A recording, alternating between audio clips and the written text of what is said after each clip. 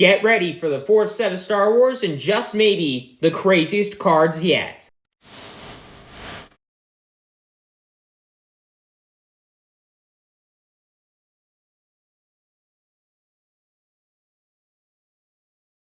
Hello and welcome to the table, and today I'm going to be doing and looking through all the cards that just got spoiled for the fourth Star Wars set, Jump to Lightspeed. And man, space themed set, I love it. So let's just get right into things, looking at the leaders, then getting into all the units and the events and the upgrades that have been spoiled so far. So the first leader is Asajj Ventress, who works alone. On the front side of her, just in action, you can deal 1 damage to a friendly unit to then deal 1 damage to an enemy unit in the same arena. It's nothing too insane, but I mean, granted, in a more control style deck, it could do some pretty solid work. And then, as an epic action, once you have 6 or more resources, you either deploy this leader, or, new thing, deploy this leader as an upgrade on a friendly vehicle unit without a pilot on it. What the heck is a pilot? Well, basically, you know how vehicles in Star Wars and vehicles just everywhere have a pilot, have someone piloting and driving it. Well, now that's getting brought into Star Wars Unlimited, the trading card game. And on the backside, boom, now Asajj is the new pilot if you use the equipment side. Otherwise, she is just a 4/6 with grit. So basically, you're trading some power for some flexibility. Instead of the Asajj leader unit being like super crazy and all this crazy stuff going on, it's a little bit worse, but you get some more flexibility because now you can put her equipment onto a vehicle unit. So the attached unit is a leader unit if you do give her upgraded side to one of your vehicles, giving it a +3/+4 buff. And in addition to being a leader unit now, it gets grit. And whenever it attacks, you can deal 1 damage to a friendly unit and 1 damage to an enemy unit in the same arena. So effectively, from this leader, you get all the value on the front side for a little bit like smaller of a buff on a body that's already, I don't know. It seems very interesting to me, Asajj Ventress. It seems like a very intriguing unit or leader, and it's just like the ability itself is just like, really cool, in my opinion. Yeah, I like it, basically, is what I'm trying to say. Then there is Boba Fett, any methods necessary. This leader, honestly, out of all of these, looks the most, well, I don't know. They all honestly look really good. And the next two, Boba Fett and Han, are both starter deck leaders. So I'm really starting to like where starter deck leaders are going because, I don't know, I just like that. Whenever you deal non-combat damage, just period, not once per turn, just whenever you do it, you may exhaust this leader. Sorry about that. When you deal non-combat damage, you can exhaust this leader and then deal 1 damage, 1 indirect damage to a player. That player then assigns that 1 unpreventable damage to either their base or a unit. I mean, yeah, it just seems really powerful because, I mean, it's just like okay, so a Cad Bane, which is a really powerful leader in the game right now. I mean, just painting stuff every single turn, which this deck looks like it's going to be able to do really, really easily.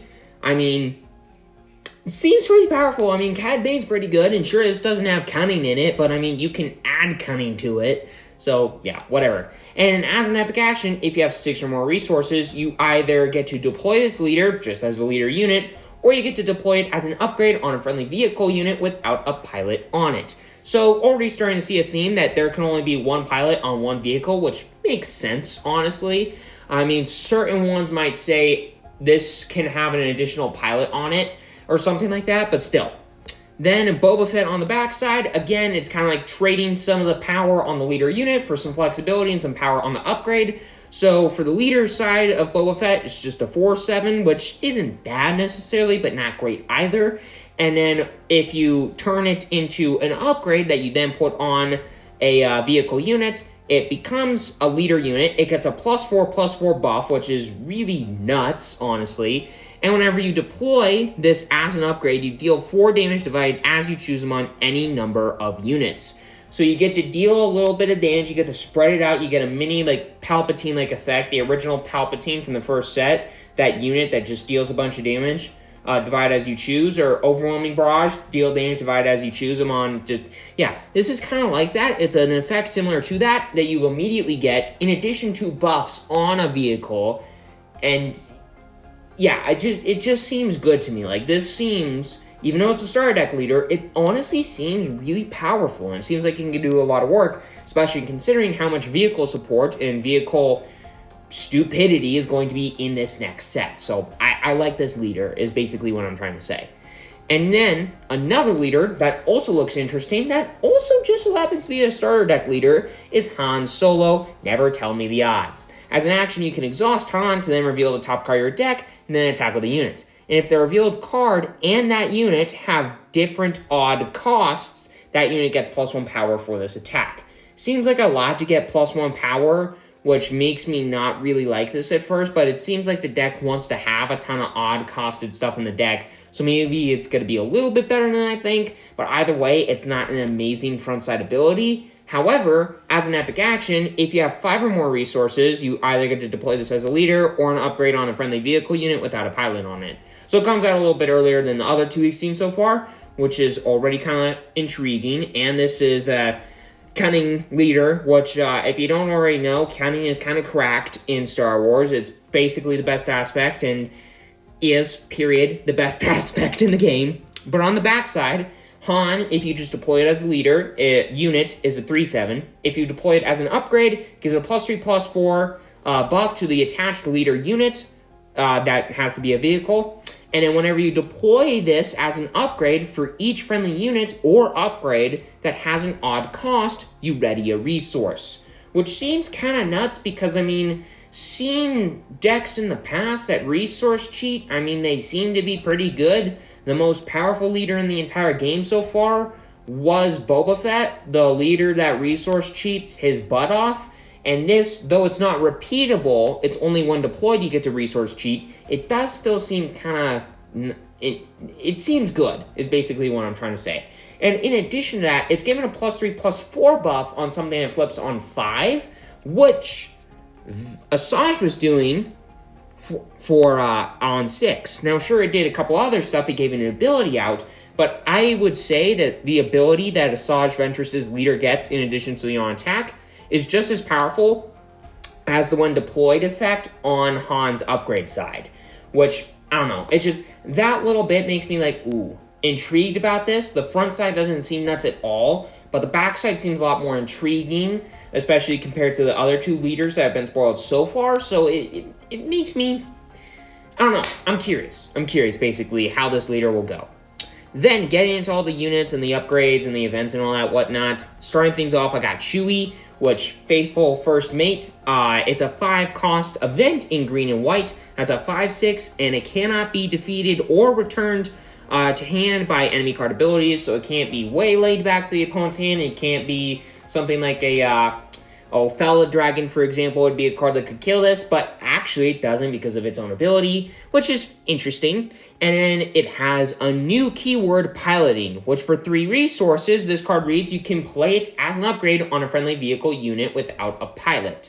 So that's powerful, because I mean, for 3 resources, you're giving a +3/+3 buff to that vehicle unit, which I mean, something like a Jedi lightsaber or Fallen lightsaber that we've seen in the past, those have been some absurdly powerful upgrades, and this is one of those kinds of cards. Maybe the upgrade doesn't do as much, but it's also stapled onto a unit that can do some work later on, which, I mean, seems kind of nuts, especially considering this is a super rare that's in a starter product.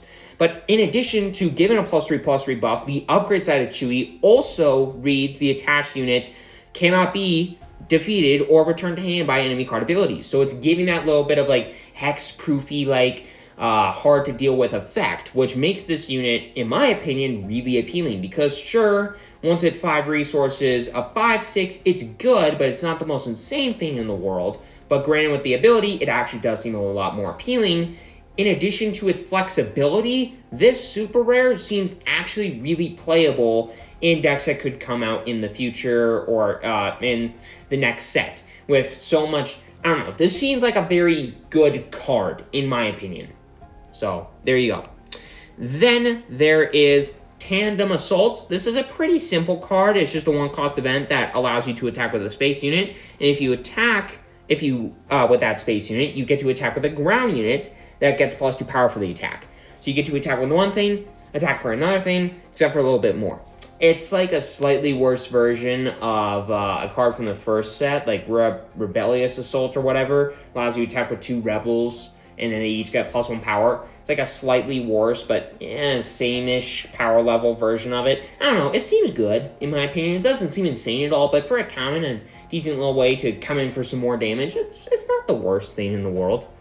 Then there is No Disintegrations, a 3-cost event that just deals damage to a non-leader unit equal to 1 less than its remaining HP, which in combination with the Boba Fett leader, I mean, this card, if the opponent doesn't have a lot of stuff out there, which doesn't look like it would be super easy to do that, but we made the same argument for Cad Bane, and look at what Cad Bane's doing, so this card, I mean, it could be a pretty powerful, pretty much removal spell. And even if you can't, like, use a little combo-like effect with Boba Fett, because, I mean, you basically would play this card and then use Boba Fett's ability the second that you do that, and then, hey, maybe you just kill that thing, or they take a damage to the base. Even if that doesn't work out for you, even if it doesn't, like, allow you no disintegrations, even if, which, I mean, likely the opponent will just take a damage to the base, but if the card doesn't work the way that you want it to, it can still do a lot of work, because, I mean, you pay 3 resources, play the card, and attack with something, which it seems like some new tokens are going to be made in this set, some ones that might be some cannon fodder-like cards, so, I don't know, this card could still do a lot of work. So, I'll get back to that little tidbit in a second, but moving on, I got Hunting Aggressor. This is a 4-cost space unit that is a 3/6, which, yeah, it's a pretty solid body. And in addition, it says indirect damage you deal to opponents is increased by 1, which, you know, Boba Fett cares about, you know? And I feel like they're, like, based on this card being spoiled and it not being a super rare, I imagine this indirect damage theme is going to be a thing in a lot more leaders in aggression besides just Boba Fett, which makes me that makes me happy, because that seems like a really powerful route to go for aggression. It can make some villainous aggression decks, especially that don't seem that amazing right now, a lot better, because I don't know, I just feel like this could be a really cool new mechanic or archetype to build around, and this card just seems like an insane card to do it, plus it's a space unit, which this set cares about, so bonuses all around. Then there is Zagirian Starhopper, a 2-cost 2/3 that when defeated, you deal 2 indirect damage to a player.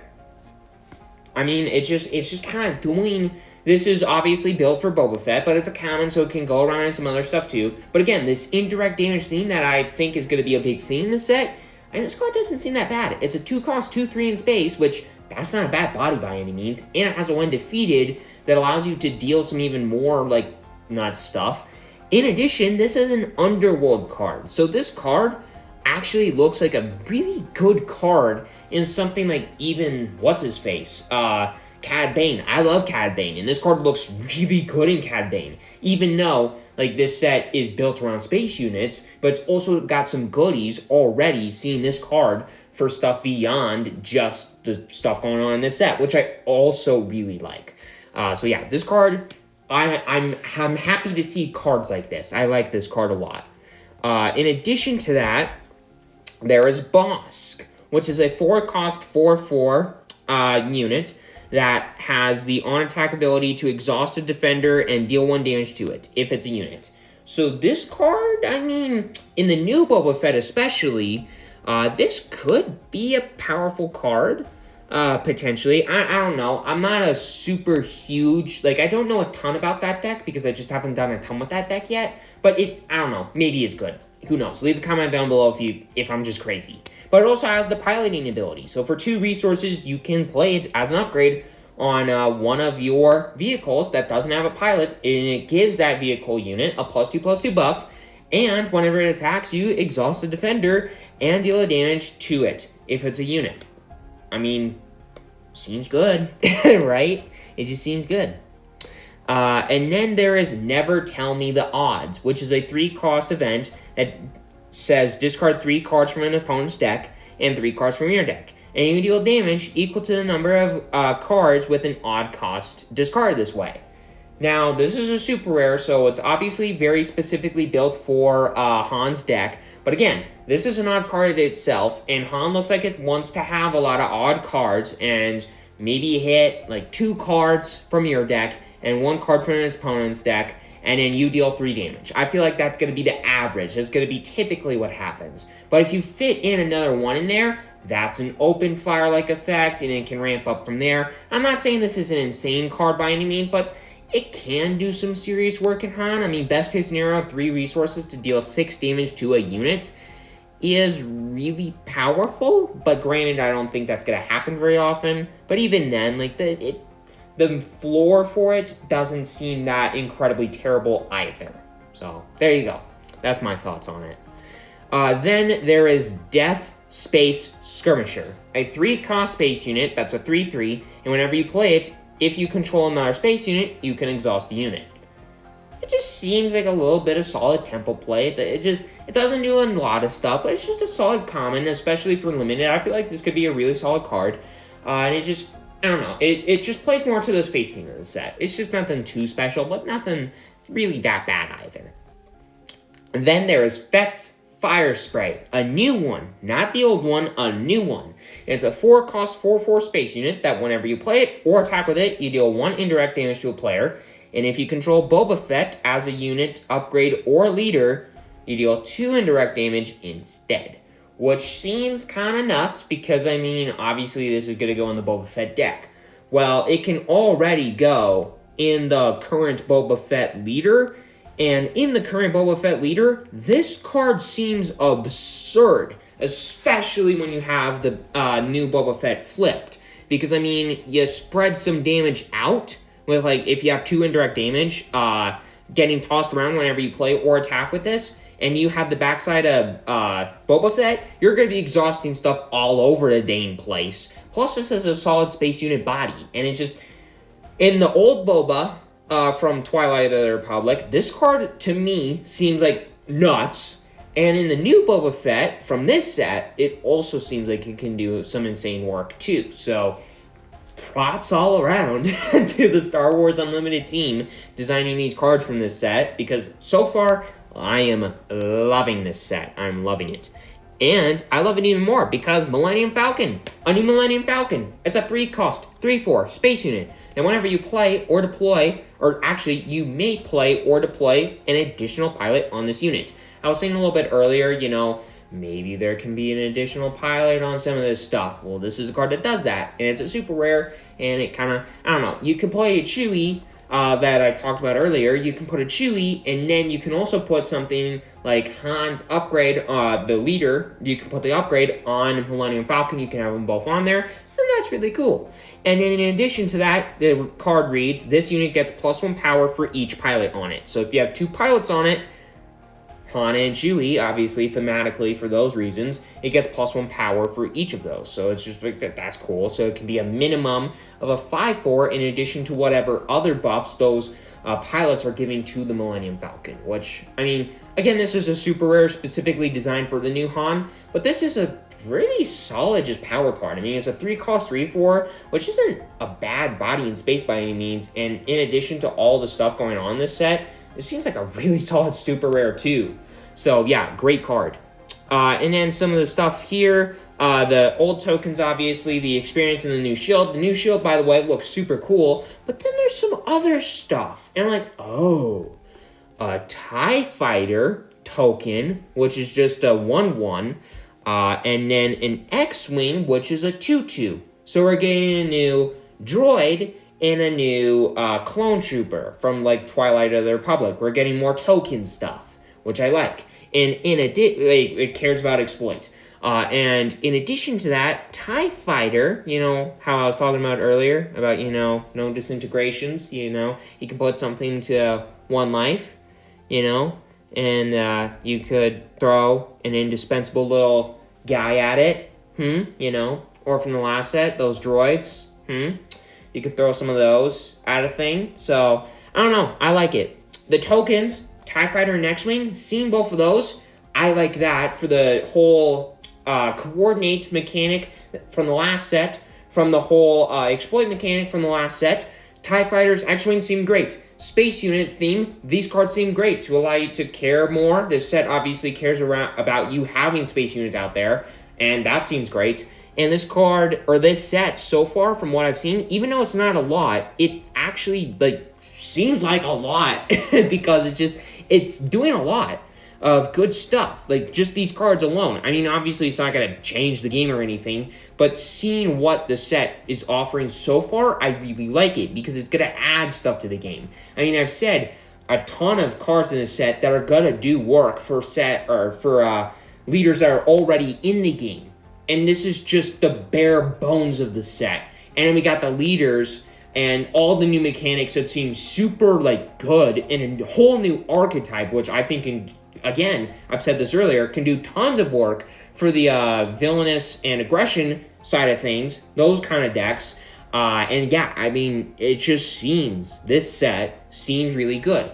From the last set, or from last year, from 2024, I mean, obviously we're still in 2024 as of recording this video, but in this year, Spark of Rebellion, amazing. It's doing stuff with every single deck in the game. I mean, it's doing stuff for everything. Obviously, and very clearly, the best set in the game.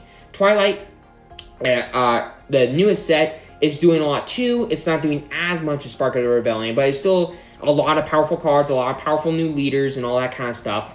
And then Shadows of the Galaxy, the second set that came out, it's not doing a lot. And, I mean, there are some powerful leaders, but not a ton. And this set looks more like leaning towards the good side of things, leaning more towards Spark of Rebellion, because this looks like it's going to do a ton for tons of different decks from potentially all of the decks and the sets that have come out so far. It can add to all of it and put its own new spin on new things. And it's just, yeah, I really like it. Even though, again, not a lot has come out, I really like what we are seeing so far. So anyways, with all that aside, make sure to hit that subscribe button, hit that like button. It's completely free, you won't regret it. And have a great rest of your day, everybody.